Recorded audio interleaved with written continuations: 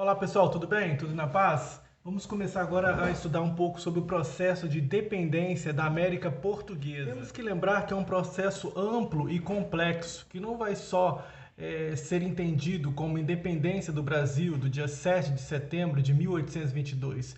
É um processo mais amplo que vai compreender desde 1808 e vai culminar no 7 de setembro de 1822. Esse processo vai englobar aí o processo de dependência das Américas espanholas, vai também estar englobado nesse processo o fim do antigo regime, a quebra do sistema colonial. Vamos fazer uma análise aí nos últimos 50 anos, entre 1825, 1775 e 1825, aconteceu muitas coisas no mundo, como a Revolução Francesa, certo?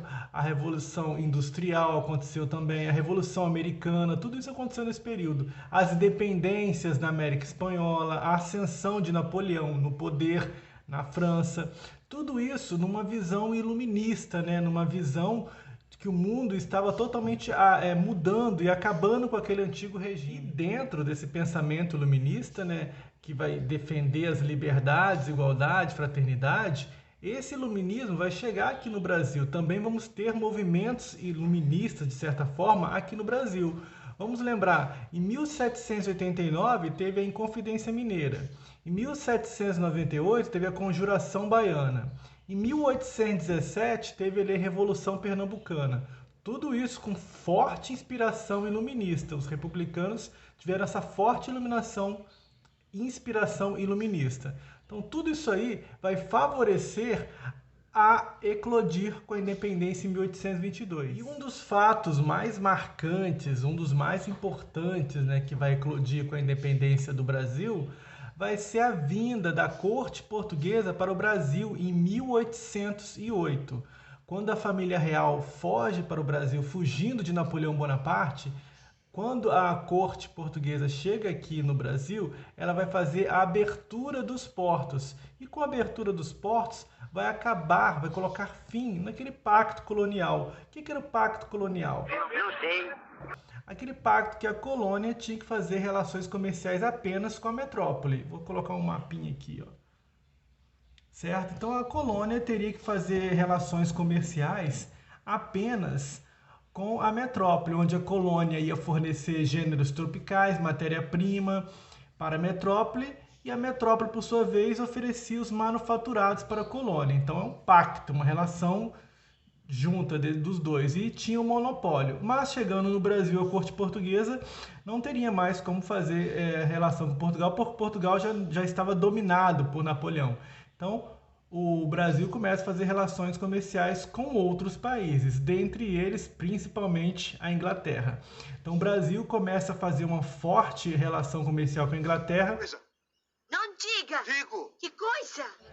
Portugal já tinha uma grande parceria com a Inglaterra, inclusive foi a Inglaterra que ajudou a corte portuguesa vir para o Brasil, escoltando, né, a corte portuguesa dos navios para o Brasil. Então a relação de amizade, a relação comercial com a Inglaterra e Portugal já era muito forte. E agora vindo para o Brasil vai abrir os portos, Portugal vai abrir os portos e vai começar a relacionar com a Inglaterra. Inglaterra essa que tem muitos produtos, né, que já está ali vivendo a industrialização e começa a vender muitos produtos para o Brasil. Produtos esses que nem tem tanta necessidade. Começou a chegar no Brasil, na cidade do Rio de Janeiro, começou a chegar patins de gelo, para esquiar no gelo, casacos de pele de urso, aquela moda europeia, ou seja, coisas que não são necessárias aqui no Brasil, mas a Inglaterra foi empurrando para o Brasil. Como o Brasil agora tornou-se, né, uma sede do Império Português, houve um processo de modernização aqui no Brasil. Muitos historiadores chamam de inversão brasileira. Brasil, que era uma colônia, agora vai ser sede do Império Português. Então vai começar uma onda modernizadora aqui no país. Por quê? Vai criar o Banco do Brasil, vai criar a Casa da Moeda, vai criar a liberdade para industrialização, para as indústrias, né? Vai criar o Jardim Botânico, Imprensa Régia, Faculdade de Medicina. Tudo isso vai ser criado para modernizar a cidade, a sede, que agora a Brasil Colônia tornou-se sede portuguesa. Tudo isso, pessoal, vai fazer uma aproximação entre o Brasil e a Inglaterra. Tudo nessa onda da modernização da estrutura burocrática e administrativa daqui da colônia, certo? E também vai ocorrer, como nós falamos, o desmantelamento da concepção de colônia. O Brasil agora não vai ser só uma colônia, vai ser uma sede do Império Português. Essa aproximação com a Inglaterra, essa aproximação comercial com a Inglaterra, vai fazer com que a Inglaterra exija alguns pontos, principalmente 2 tratados, para que possa continuar com essa parceria. Então, a Inglaterra exige os famosos tratados de 1810. São 2 principais. Primeiro, o Tratado de Aliança e Amizade. O que era o Tratado de Aliança e Amizade? Como é que eu faço isso? Era o tratado no qual dizia que o Brasil tinha que se comprometer a diminuir o tráfico de escravos e também o direito do inglês ser julgado tanto no Brasil como na Inglaterra, na Europa, certo? Agora, por que esse tratado de aliança e amizade pedia para diminuir o tráfico de escravos? Temos que lembrar que os escravos não consomem e a Inglaterra está fazendo a sua revolução industrial e está tendo muitos produtos e precisando de mercado consumidor. Então ela exige, de certa forma, o fim da escravidão no Brasil, além de acabar com a Inquisição também. O outro tratado é o Tratado de Comércio e Navegação.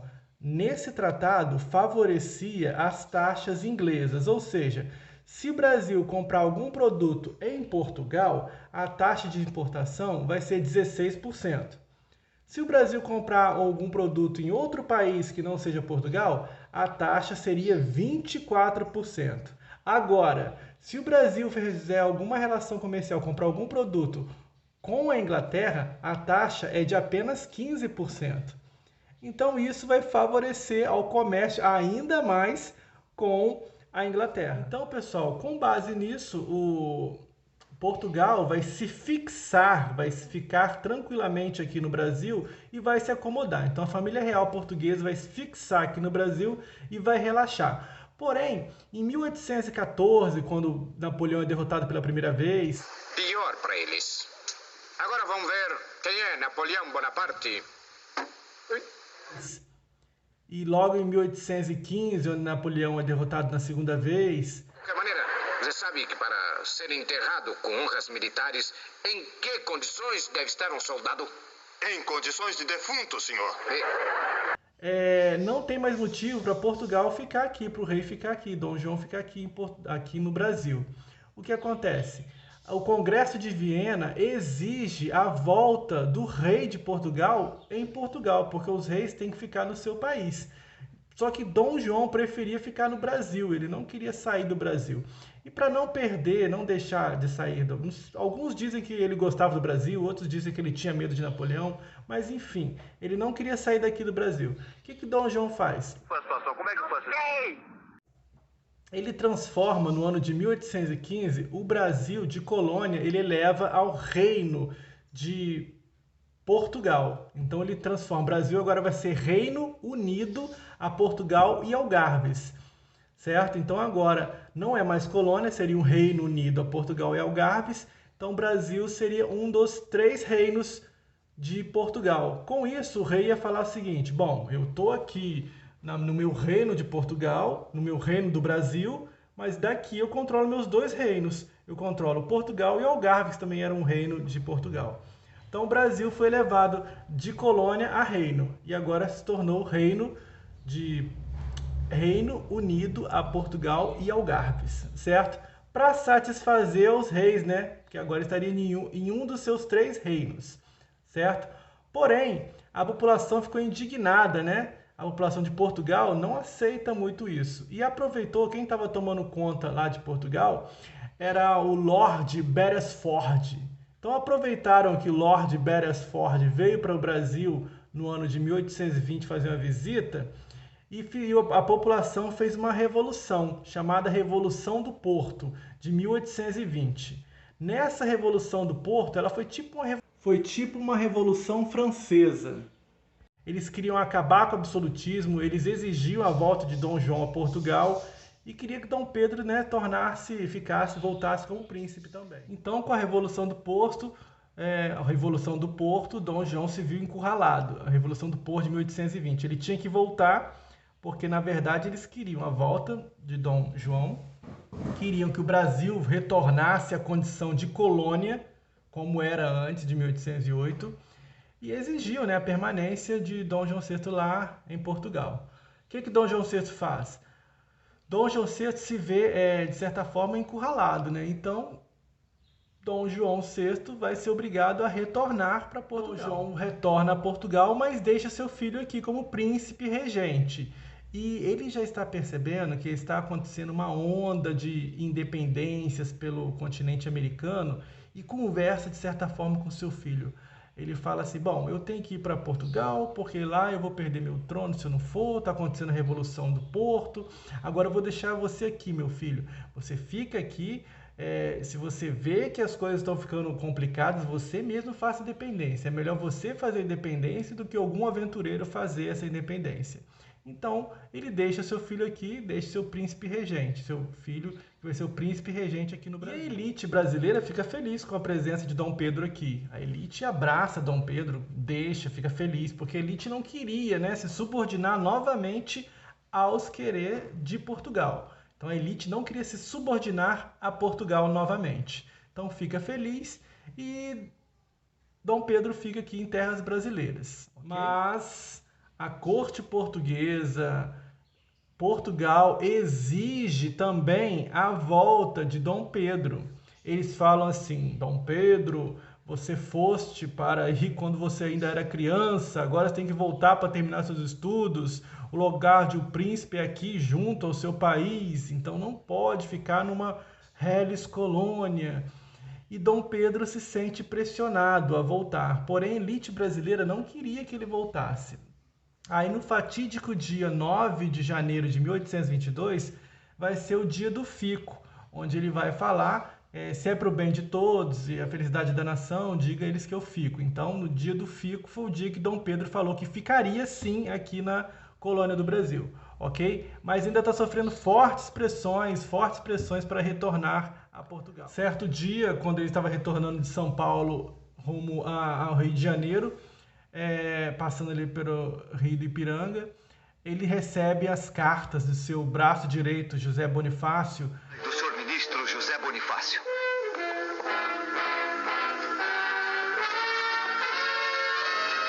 De Portugal nada mais temos a esperar, senão escravidão e horrores.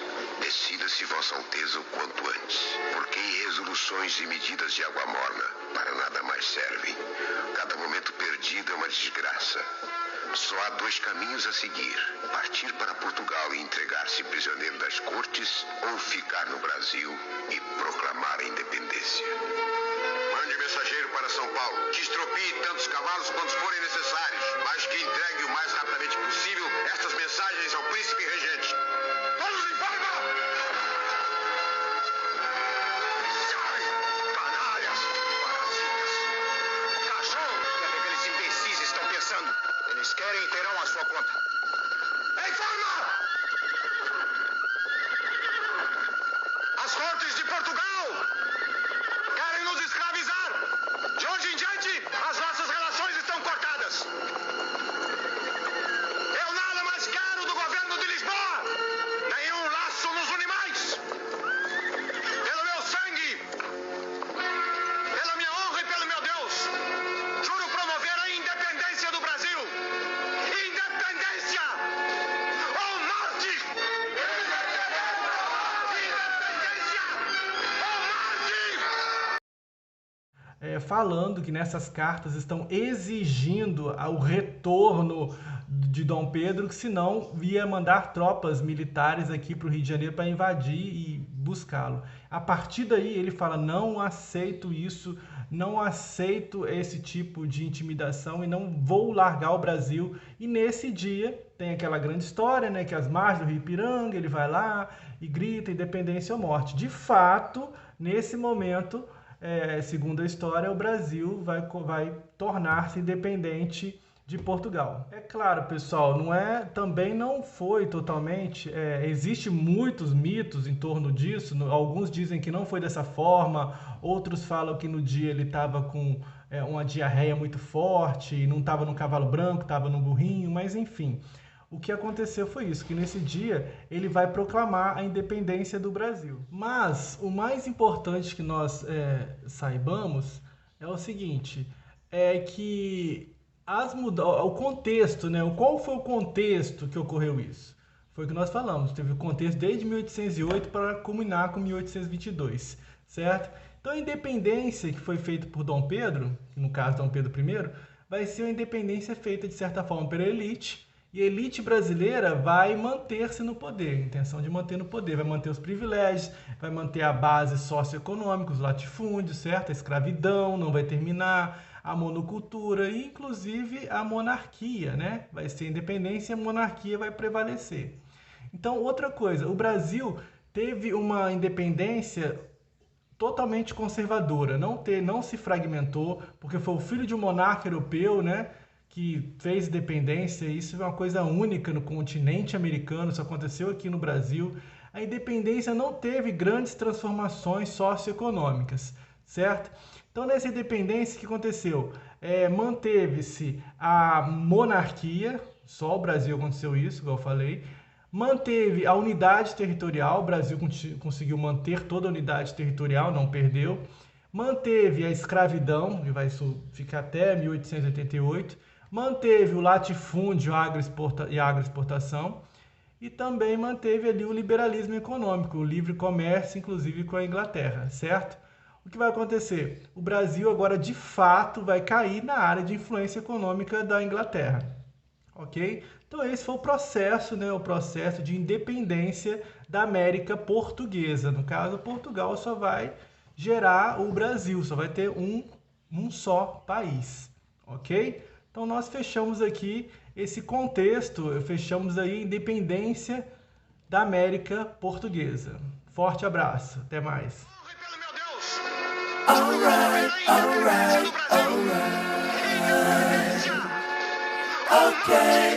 Okay.